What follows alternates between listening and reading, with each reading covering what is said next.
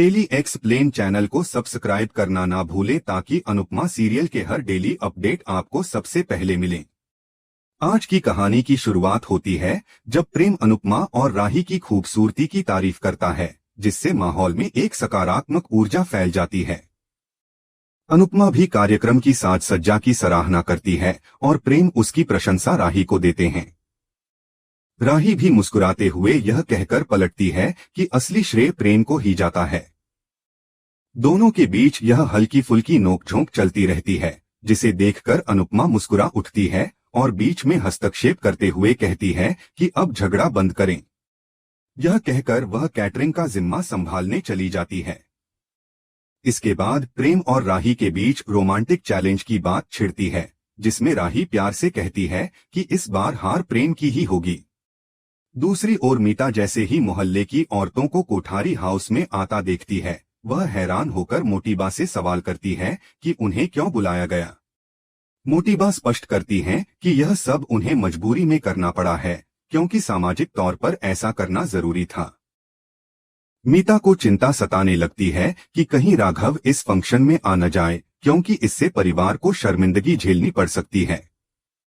मोटीबा भी सहमत होती हैं और कहती हैं कि अगर राघव आया तो अनुपमा की वजह से उनकी इज्जत खतरे में पड़ सकती है। इसी बीच मोहल्ले की औरतें अनुपमा से मिलती हैं और बड़ी ही चुभती हुई बात कहती हैं कि राही और माही तो गोदली हुई बेटियां हैं। मगर अनुपमा पूरे आत्मविश्वास के साथ जवाब देती है कि राही और माही उसकी अपनी बेटियां हैं, चाहे वो जन्म से हो या दिल से। वह औरतों को कहती है कि अब खाना एंजॉय कीजिए और इस विषय को यहीं खत्म करें। उधर प्रेम राही, माही और आर्यन के बीच मजाक मस्ती चल रही होती है।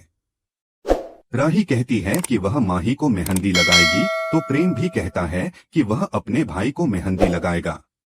सभी इस मजाक में हंसते हैं और यह दृश्य देखकर अनुपमा के चेहरे पर संतोष की मुस्कान आ जाती है। ख्याति भी अनुपमा के पास आती है और दोनों अपने अपने बच्चों की खुशियां देखकर भावुक हो जाती हैं। अनुपमा ख्याति से आग्रह करती है कि अगर कभी माही या राही से कोई गलती हो जाए तो उन्हें माफ कर देना। इस पर ख्याति भावुक होकर कहती है कि राही और माही अब केवल उसकी बहुएं नहीं बल्कि बेटियों की तरह हैं। अनुपमा आभार जताते हुए उसका हाथ थाम लेती है। इधर लीला और मोटीबा के बीच साड़ियों को लेकर बहस छिड़ जाती है।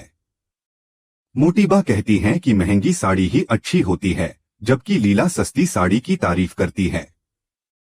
दोनों अपनी अपनी पसंद के लिए अड़ जाती हैं और बहस में पराग को बीच में बुला लेती हैं। उनसे पूछा जाता है कि कौन ज्यादा सुंदर लग रही है।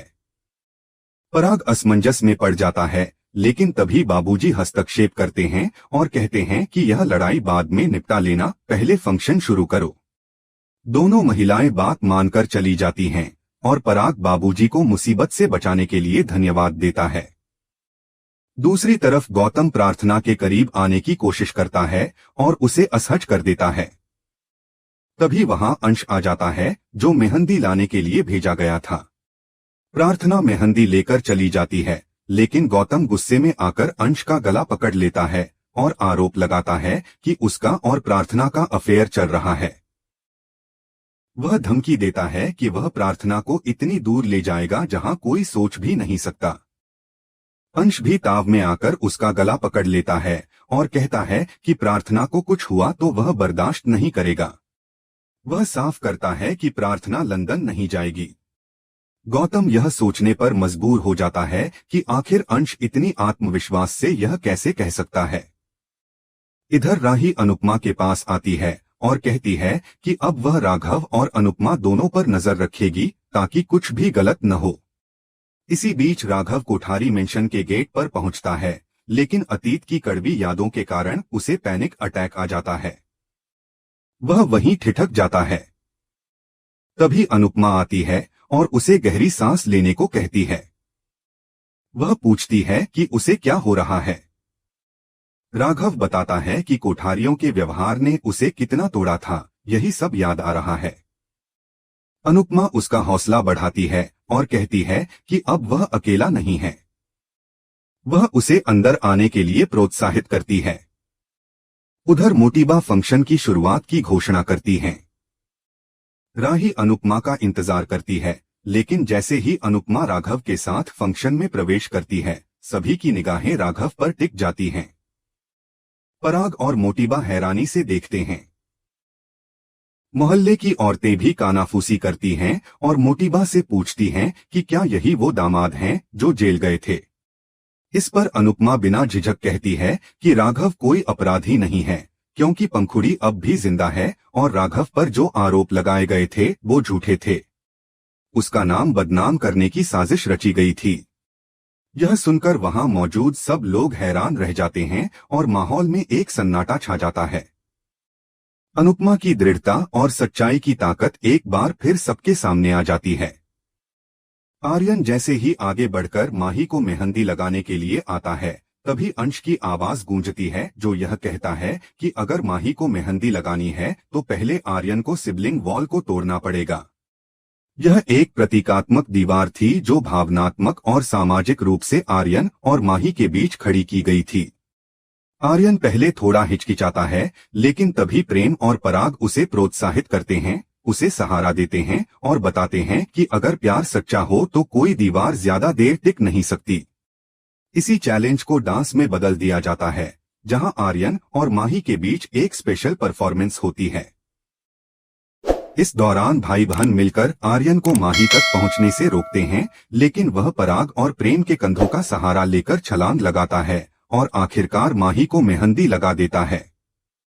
यह दृश्य सभी को भावुक कर देता है और अनुपमा मुस्कुराते हुए कहती है कि जब अपने साथ होते हैं तो हर दीवार गिराई जा सकती है।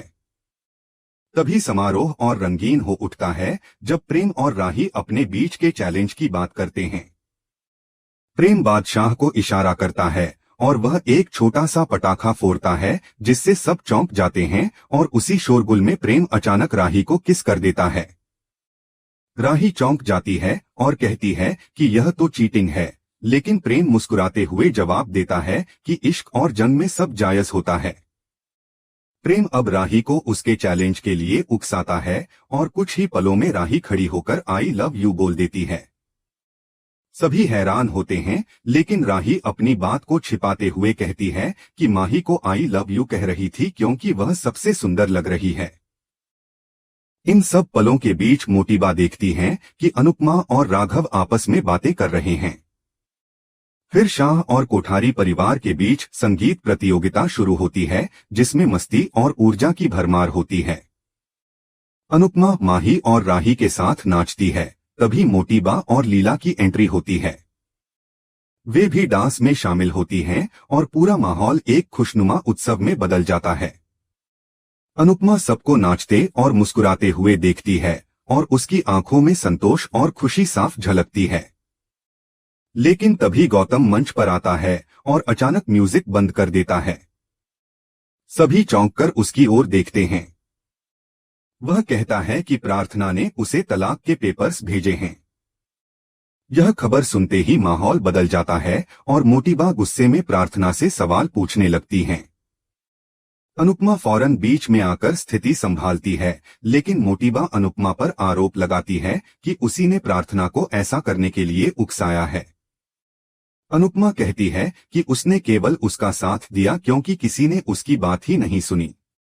बातों बातों में पड़ोस की औरतें भी हस्तक्षेप करने लगती हैं, जिस पर मोटिबा उन्हें डांट देती हैं। वे औरतें ताना मारते हुए चली जाती हैं।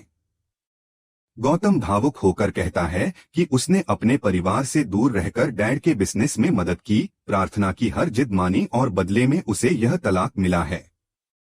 पराग अब प्रार्थना से सवाल करता है कि उसने यह बड़ा फैसला किससे पूछकर लिया। प्रार्थना अनुपमा की तरफ देखती है, जो उसे आंखों से हिम्मत देती है। गौतम गुस्से में कहता है कि कम से कम अपने पिता को तो जवाब दो। इस पर प्रार्थना रोते हुए कहती है कि क्या करती, किसी ने उसकी एक बात तक नहीं सुनी। वह रो रो कर चिल्लाती रही कि वह इस आदमी के साथ नहीं रह सकती, लेकिन सभी ने उसे अनदेखा किया। उल्टा उसे लंदन भेजने की तैयारी करने लगे। प्रार्थना का दर्द सबके सामने आता है जब वह कहती है कि जमाई के सम्मान में बेटी के आंसू क्यों अनदेखे कर दिए जाते हैं। मायके वाले क्यों बेटी का दर्द नहीं समझते। कोई उसकी बात नहीं सुनता था तो वह क्या करती?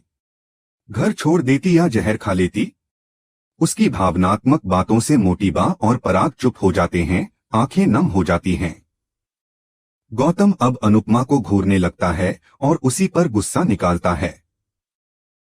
यहीं पर एपिसोड समाप्त होता है और अगले एपिसोड की झलक में दिखाया जाता है कि अनुपमा गौतम को जोरदार थप्पड़ मारती है और गुस्से में कहती है कि मेरे बच्चों की तरफ आंख उठाकर भी मत देखना। वह उसे धक्का देती है और गुस्से में वहां से चली जाती है। गौतम मन ही मन सोचता है कि वह उसे तब मारेगी जब उसके अंदर जान बचेगी, क्योंकि अब उसके लिए घर पर एक बड़ा सरप्राइज इंतजार कर रहा है।